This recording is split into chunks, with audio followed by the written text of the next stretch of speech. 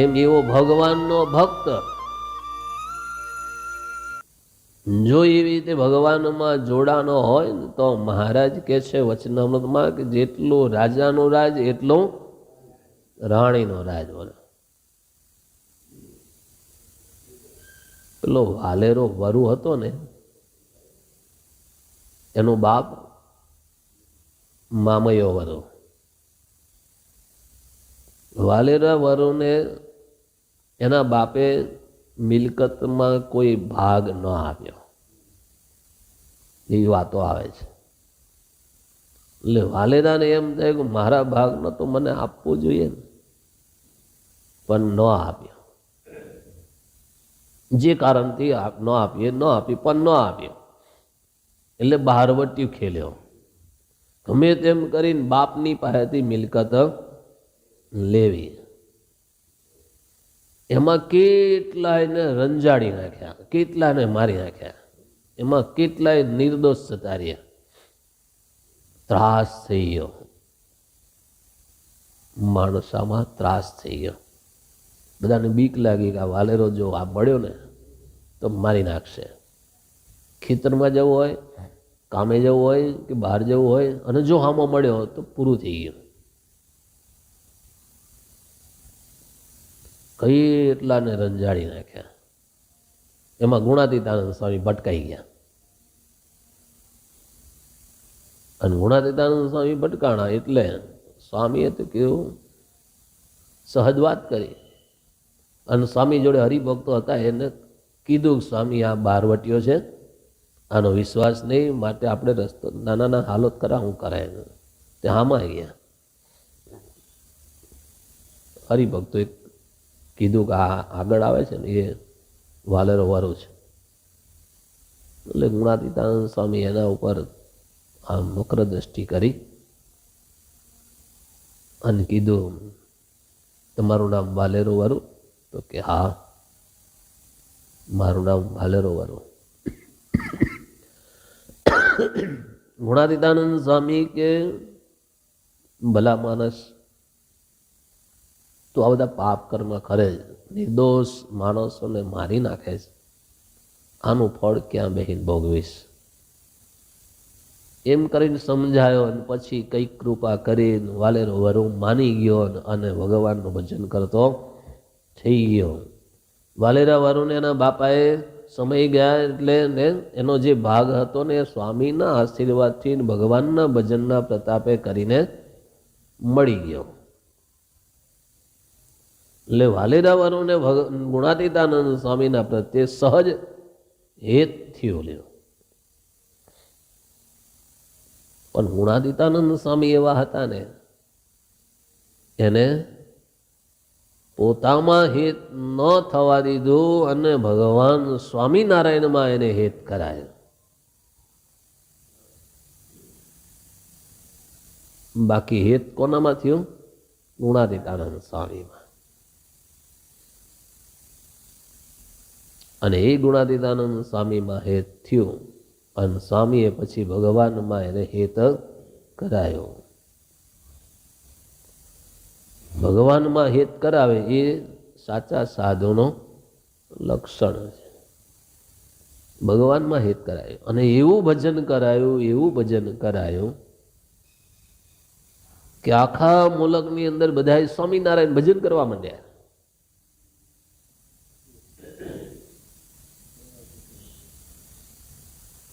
અને એવા સમયની અંદર ગુણાતીતાનંદ સ્વામી કીધેલું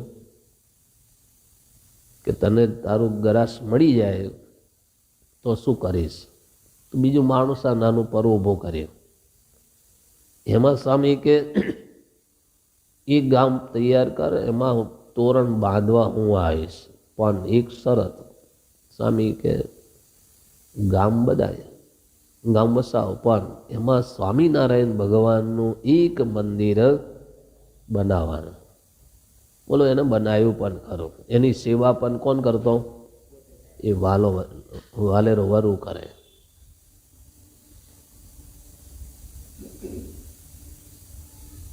થોડો સમય ગયો ને ત્યારે એવા સમયની અંદર એક કોળી હતો ને, એ એના જેવું જ કામ કરે, રંજાડવાનું કામ કરે. રંજાડવાનું કામ કરે ને એટલે એની નામના હતી, પણ કુદરત રૂઠેલી એટલે એ કોળીને દીકરો નહીં. આ દીકરો નહોતો ને એટલે બીજી પત્ની લાયો, એને પણ દીકરો નહીં. એને લઈને ગાડામાં બેહીને એક માનતા માની હશે તે માનતા પૂરી કરવા જતો હતો. વાલેરો વરુ મળે, એટલે ક્યાં ઉપડ્યો? કે બાપુ હું સાચી વાત કહું તો કે એક પત્નીને દીકરો ન મળ્યો ને એટલે મેં બીજી પત્ની કરી, પણ બીજીને પણ મળ્યો નહીં, એટલે મેં માનતા માની છે, એટલે હું માનતા પૂરી કરવા જાઉં છું, જેથી કરીને દીકરો મળે. એટલે વાલેરો કે નવીને લઈ જાય છે કે જૂનીને? ત્યારે પેલો કોળી કે નવીને લઈ જાઉં છે, જૂની ઘર હાચવે. વાલેરો વાલો કે હું કહું છું તારી જૂની પત્નીને છે ને ભગવાન 2 દીકરા આપશે, નવીનું તો બાધા જે માને જે થાય ખરો. માનતા પૂરી કરવા ગયા. પણ વાલેરાના વચને જૂની હતી પત્ની એને ખરેખર 2 દીકરા થયા. અને જે માનતા માની હતી એની માનતા પૂરી કરવા ગયો પણ કાંઈ મળ્યું નહીં. બોલો, એ ભગવાનનો નિષ્ઠાવાન એ વાલેરો વરુનું વચન પણ ભગવાને સત્ય કર્યું. પણ એ ક્યારે થયું?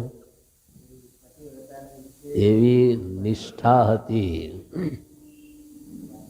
એવી ભગવાનને વિશે એવી નિષ્ઠા હતી.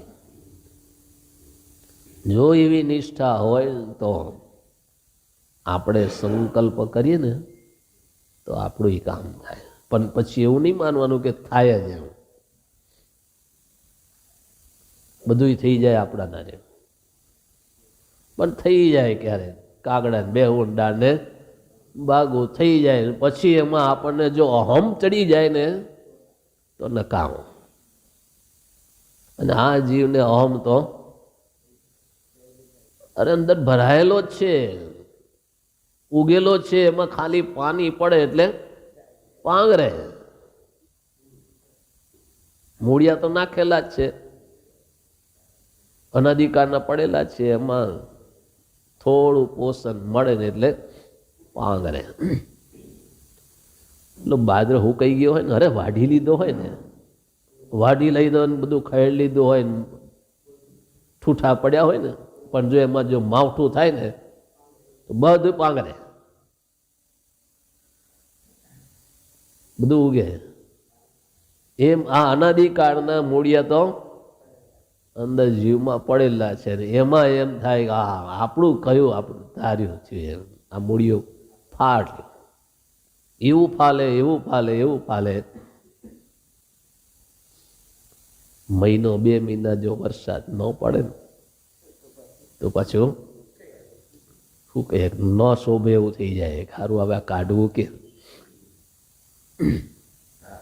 મુરાડિયું એટલું ના ફૂટે, પછી એની ભેગું ભેગું બીજું પણ ફૂટે, પછી કાઢવું અઘરું પડે. પણ કહેવાનું કે વાલેરા વરુને ગુણાતીતાનંદ સ્વામીનો સત્સંગ અને ભગવાનમાં પ્રીતિ કરાવી, નિષ્ઠા દ્રઢ કરાવી. એ નિષ્ઠાના બળે કરીને વાલેરાનું વચન પણ સત્ય થયું. એવી પતિવ્રતાપણાની ટેક રાખે.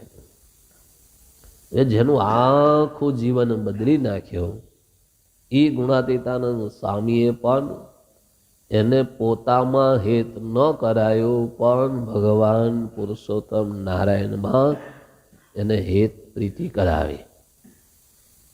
અને એ ગુણાતીતાનંદ સ્વામીએ કેવી વાતો કરી હશે કે વાલેરા વરુને પણ જીવમાં એ વાત ઠસી ગઈ અને ભગવાનની ભક્તિ નિષ્ઠાવાન થઈને કરવા માંડ્યા.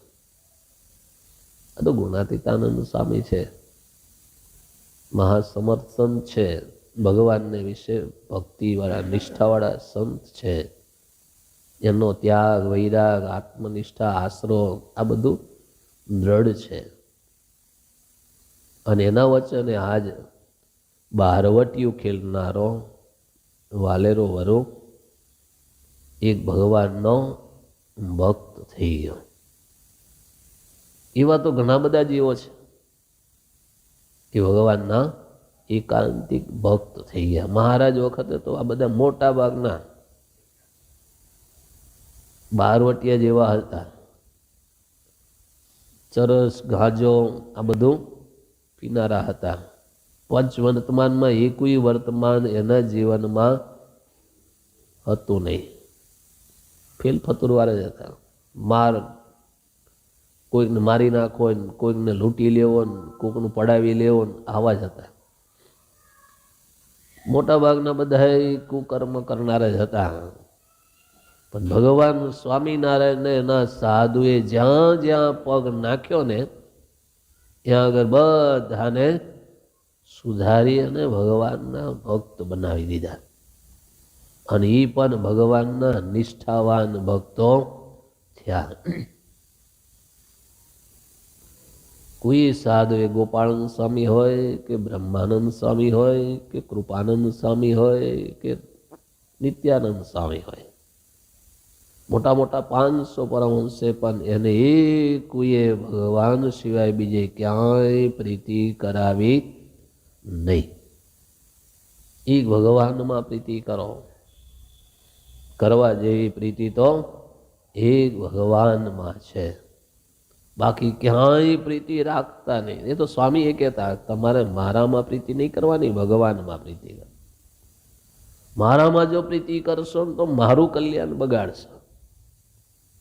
આપણે કરવાની છે પ્રીતિ ભગવાનમાં. હા, કોઈકના માધ્યમથી એ તો ગોર બાપા તમને હાથ જોડાવી દે,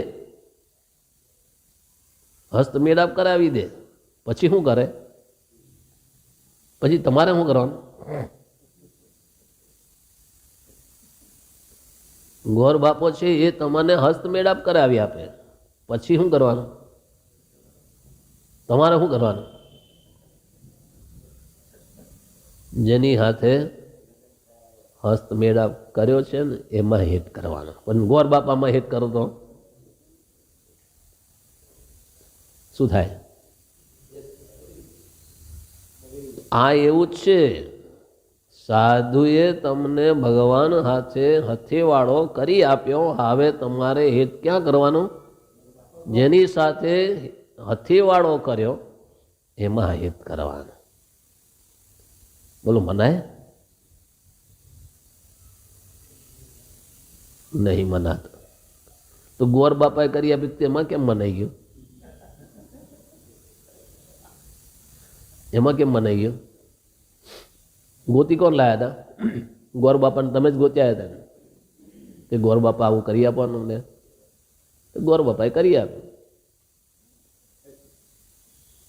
પછી એને ગળે ટીંગાવાય તો એમ સાધુમાં ટીંગાવાય?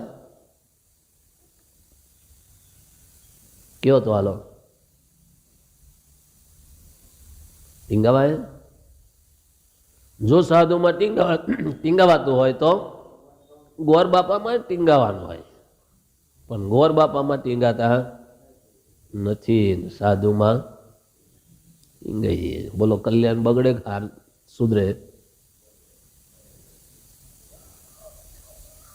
વિચારીને બોલજો. કલ્યાણ બગડે કે સુધરે?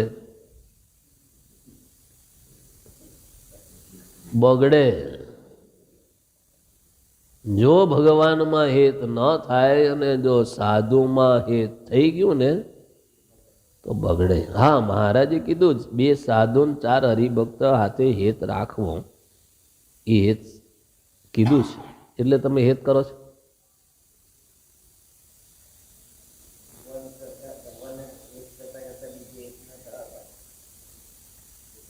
મહારાજે કીધું 2 સાધુમાં હેત રાખવો ને 4 હરિભક્તોમાં હેત રાખવો, એટલે તમે હેત કરો છો? તમે હેત શાના માટે કરો છો?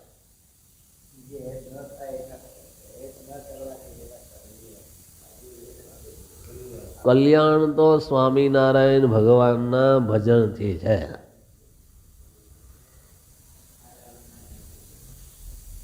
તમે સાધુમાં હિત કર્યું, બરાબર, મહારાજે કીધું એટલે મેં સાધુમાં હિત કર્યું. તો તમે હરિભક્તમાં કરવાનું કીધું, તો કેટલા હરિભક્તમાં હિત કર્યું? તમે કેટલા હરિભક્તમાં હિત કર્યું? સાધુમાં હિત કરવાનું મહારાજે કીધું, એવું હરિભક્તમાં કીધું છે. તો હરિભક્તમાં કરીશ. મહારાજે ત્યાં કીધું છે ને, એ શાના માટે કીધું છે? કે તમારી નિષ્ઠા બદલાઈ ન જાય, તમે આડાઅવળા ચડી ન જાઓ, ખોટી ક્રિયા કરતા હોય તો તમને રોકે, એટલા માટે હેત કરવાનું. ક્યાંક ભૂલ પડી ગઈ, ક્યાંક આડો રસ્તો ચડી ગયા, તો એ સાધુ આપણને 2 શબ્દ કહી અને પાછા વાળે, એ ટોકે. હરિભક્તમાં હેત હોય તો વસ્તીમાં રહેતો હોય તો કે ભાઈ આપણે ભગવાનના ભક્ત છે, આપણે આ ના કામ કરાય. તો એ હેત હશે ને તો એની વાત મનાય, એટલા માટે કરવાનું છે હેત. બાકી હેત તો ભગવાનમાં જ કરવાનું છે, બીજે ક્યાંય હેત કરવાનો નથી. અને ભગવાનમાં જેવો હેત કર્યો એવું બીજે ક્યાંય હેત કરાય નહીં. પણ હવે તમે ભગવાન કરતા બીજે હેત વધારી દીધું. બીજે હેત વધારી દીધું એટલે ભગવાન ગૌણ થાય. ભગવાન ગૌણ થાય. અને જ્યારે ભગવાન ગૌણ થયો અને બીજો પ્રધાન થયો તો કલ્યાણ બગડી જાય. એટલે એવું કામ ન કરવો, એ વાત મહારાજ અહીં સમજાવે છે. સાધુ વિના ભગવાન કોઈને ઓળખાના નથી. નિષ્કુળાનંદ સ્વામી લખ્યું, એક તો દેખાડો સાધુ વિના ભગવાનને ઓળખ્યા હોય ને કલ્યાણ મેળવ્યું હોય એવો. એ ગોર બાપા વિના હવે લગ્ન થાય, પણ પેલા નતા થતા, ભાગી નીકળી ગયા એટલે લગ્ન થઈ ગયા. ઘરે ફરી ભાગીને જતા રહ્યા અને લગ્ન કરી લીધા. બીજાને માની લીધું આપણે હામામાં હાર પહેરીને લગ્ન કરી દઈએ, સંકલ્પ કરી દઈએ, કોર્ટમાં જઈને કરી આવ્યા. હવે કોર્ટમાં જઈને કરી આવ્યા શું થાય? એમાંય ઠેકાણો નહીં, ક્યારે બંધાઈ જાય, ક્યારે તૂટી જાય, એનોય ઠેકાણો નહીં. એમ જાતે જાતે થઈ ગયા હોય ભગત તો એ ધામ સુધી પહોંચી શકે નહીં. પણ જો સાધુ હોય તો આપણને ભગવાન ઓળખાવે. એટલે સંતોએ લખ્યું, શાસ્ત્રોએ લખ્યું કે ભગવાનને ઓળખાવે એનું નામ સંત, અને પોતાને ઓળખાવે એનું નામ અસંત. ભગવાનને ઓળખાયા. હવે એ સાધુ એમ કે આ ભગવાન તારો છે, આ ભગવાનનું ભજન કર તો તને આ લોકમાં ભગવાન સુખીઓ કરશે અને પરલોકમાં પણ તું સુખી થઈશ. એટલે એ સાધુનું વચન માનીને તમે ભગવાનની ભક્તિ કરતા જાઓ, તમે સુખી થાઓ. એટલે તમારે સમજવું કે મેં ભગવાનનું ભજન કર્યું ને એટલે આ હું સુખી છું. હા, વિશેષ જો ભજન કરીશ, વિશેષ જો ભગવાનમાં પ્રીતિ કરીશ તો ભગવાન મારી પર વિશેષ રાજી થશે ને વિશેષ સુખીઓ થઈશ. પછી સાધુને છોડી નહીં દેવાના. અને સાધુને એટલું કહેવાનું કે મારી ભૂલ થતી હોય તો મને કહેજો, રોકજો, ટોકજો, અને 2 શબ્દ કહેવા હોય તો કહેજો. પછી જો કે તો ખોટું નહીં લગાડવા. માનો તો ખરા, તમે સીધા છો એટલે માનો તો ખરા, પણ ખોટું નહીં લગાડવાનું, રિહાવાનું નહીં. અને એમ કહેવાનું કે નહીં આપણાથી આ થશે નહીં, આટલું કરવાનું. એવું તો થાય છે. અહીંયા હાથ મૂકીને પૂછો, વિચાર કરો, બોલો થાય એવું? ભલે તમારી વાત છે, પણ મહારાજ કહે છે કે ભગવાન ઓળખાયા પછી ભગવાન વિના બીજે ક્યાંય પ્રીતિ કરવી નહીં. જો પ્રીતિ ભગવાનમાં થઈ ગઈ તો એ કાયમને માટે સુખ્યો સુખ્યો ને સુખ્યો છે. એને કોઈ કાળે ક્યારેય પણ દુઃખ આવે એમાં નથી.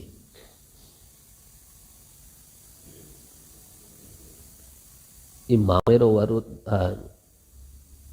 હતો ને, એને ભજન કર્યું ને, વાલેરો વારો હતો ને, એને ભજન કર્યું. સ્વામીએ કીધું એ પ્રમાણે ભજન કર્યું. 7 દિવસ પૂરા થયા. સ્વામી કીધું તો 7 દિવસે તને મળી જાય. 7 દિવસ પૂરા થયા અને એ દિવસે સવારે ખબર પડી કે બાપો 25 જણાને લઈને હથિયાર લઈને મારવા નીકળ્યા છે, મને ગોતવા નીકળ્યા છે. એટલે વાલેરાને એમ થયું મારું આ ભજન કર્યું, સ્વામીએ કીધું છે કે સુખી તને તારો ગરાશ મળી જશે ને, આ તો મારવા નીકળ્યો. સાગરી તો કીધું ભાગ નહીં તો મારી નાખશે, કે હથિયાર લઈને નીકળ્યો, 25 જણાને લઈને નીકળ્યો.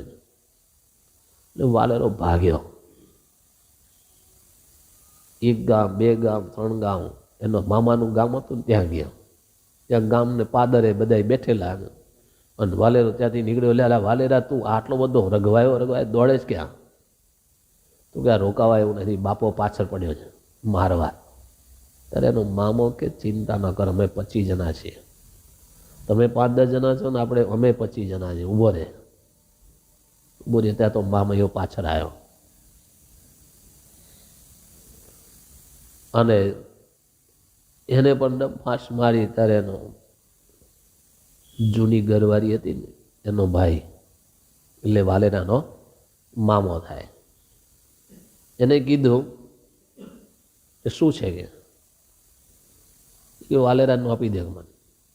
વાલેરો નહીં આવે, તારે જે કરવું એ કર, તારો વાંક છે એનો વાંક છે નહીં, તારો દીકરો છે એનો ભાગ તારે આપવો જોઈએ તો કેમ નહીં આપ્યો? તું આજે એને મારવા નીકળ્યો. હવે જો તારે એને વાલેરો જોઈતો હોય તો અમારી સામે લડવું પડશે, તૈયાર થા, અમે તૈયાર છીએ.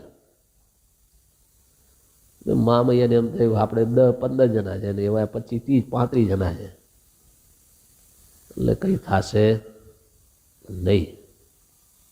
અને વાલેરાને એમ થયું સ્વામીના વચન ખોટા પડે નહીં ને, આ કેમ થયું આવું? મારી ભૂલ હશે કંઈક ભજનમાં. પણ મામૈયો પછી સમજી ગયો કે આમાં લડવાથી કાંઈ થશે નહીં, કંઈકની જાનહાનિ થશે ને એમાં હું જો જતો રહ્યો તો મારું શું થાય? પાછળ રંડાશે. એને એક છોકરો હતો, એ રંડાશે. એટલે મામૈયો સમજી ગયો કે એને આપી દેવા, એનો ભાગ આપી દેવામાં હિત છે. અને કહી દીધું કે અમારે કાંઈ કરવું નથી, હું વાલેરાનો ભાગ આપી દઉં છું. અને એમ કરીને વાલેરાનો ભાગ જે કંઈ હતો ને લાવીને આપી દીધો. ત્યારે વાલેરાને એમ થયું સંતના વચન ક્યારેય ખોટા પડે નહીં. જે ગરાસ મળ્યો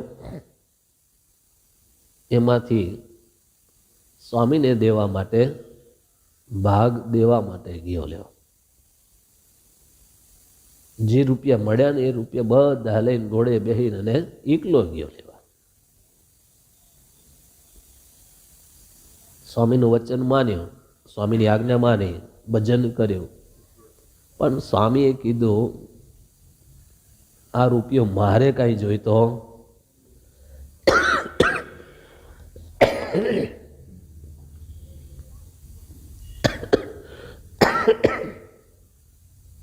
મારે જોઈતો નથી. ભજન કર અને બીજા બધા ભજન કરે એવું સ્થાન બનાવી દે. એટલે કહેતા ભગવાનનું મંદિર બનાવી દે. એટલે તે મને આપ્યા બરાબર છે, બાકી મારે રૂપિયો જોઈતો નથી. એટલે વાલેરાને ગુણાતીતાનંદ સ્વામી પ્રત્યે હિત વધ્યું અને સ્વામીએ કહ્યું એ પ્રમાણે મંદિર બનાવ્યું અને સેવા પણ પોતે કરવા માંડ્યા. પછી સેવા કરતા કરતા ભગવાનમાં એવું હિત થઈ ગયું, વધુ પડતો સમય ભગવાનમાં ભજનમાં કાઢતો. બોલો, થાય તમારાથી?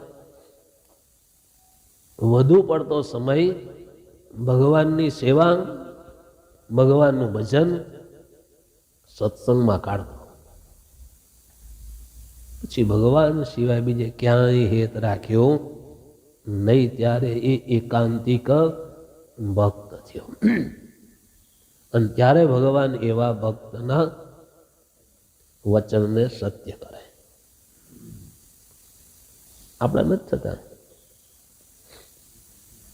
કેમ કે ભગવાને જાણે કે આના સત્ય કરી તો આ બેફામ થઈ જાય, મારે અઘરું પડશે. એટલે મહારાજ કે ભગવાનના ભક્તને ભગવાન સંગાથે દ્રઢ ટેગ જોઈએ.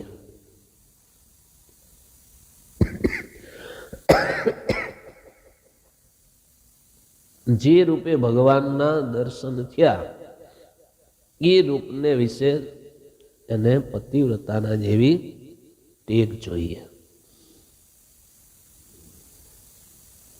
એવી પ્રીતિ હોવી જોઈએ.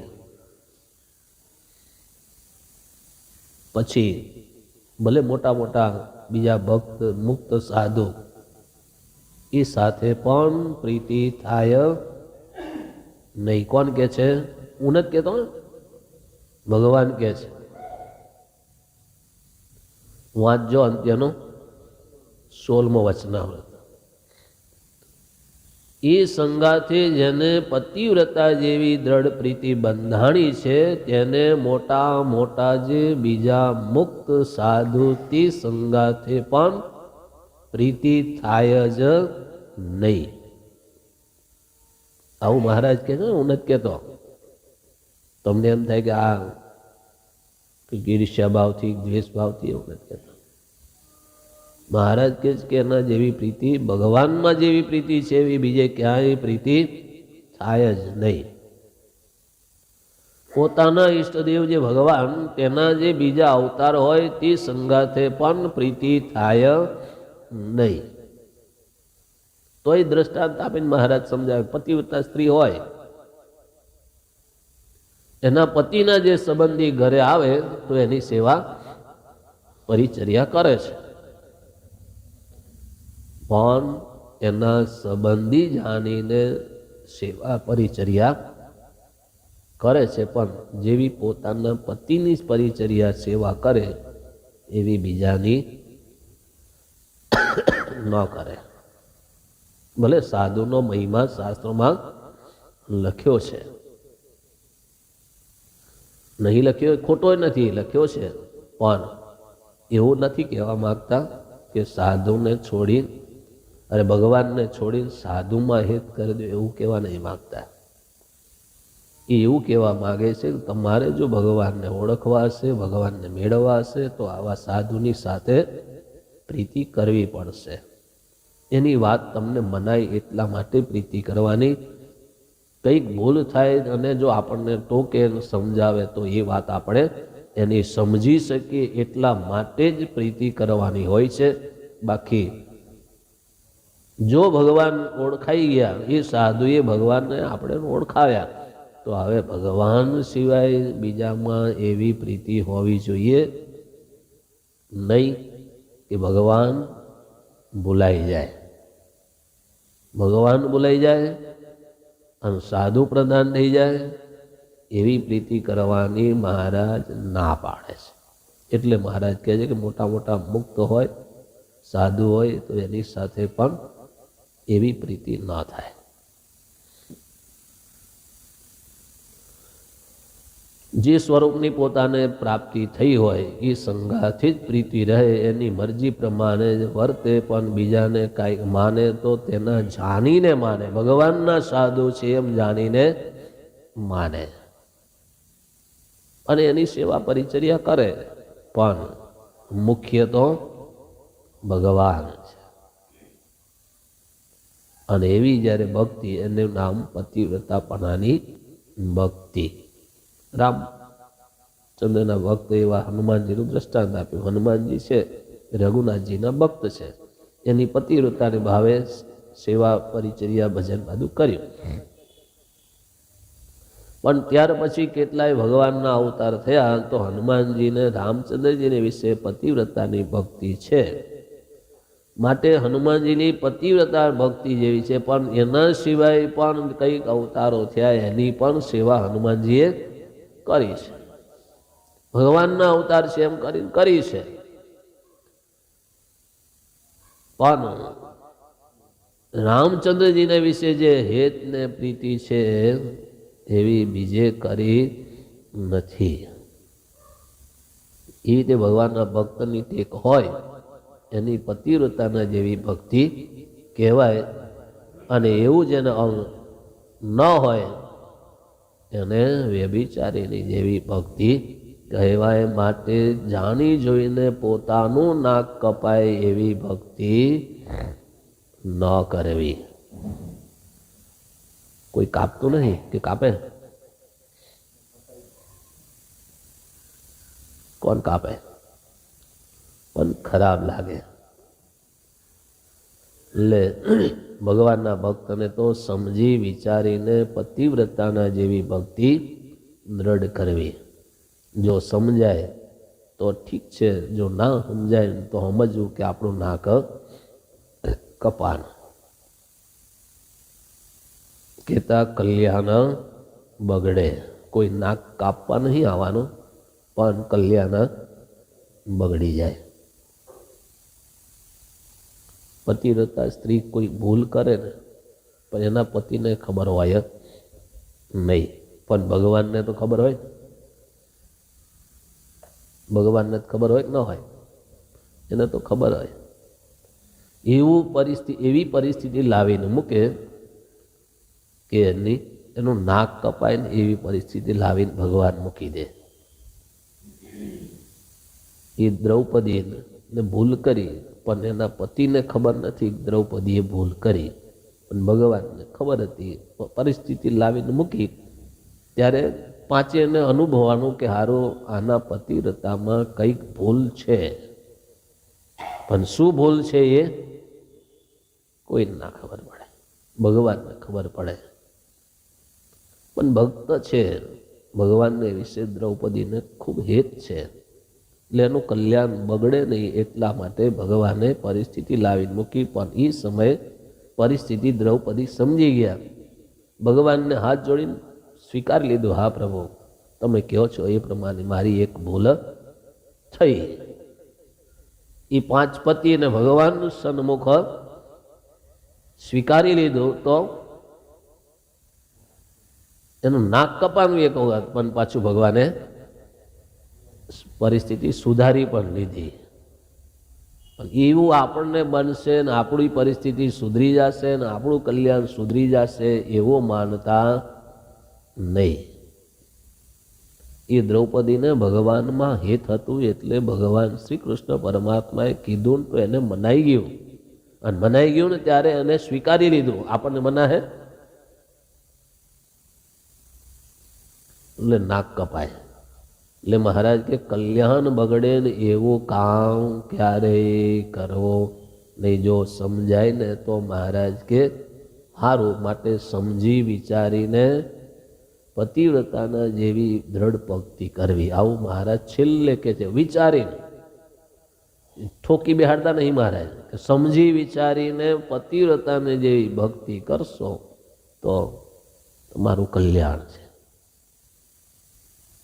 સમજણ માગી લે, વિચાર માગી લે એવી આ ભક્તિ વાતો છે.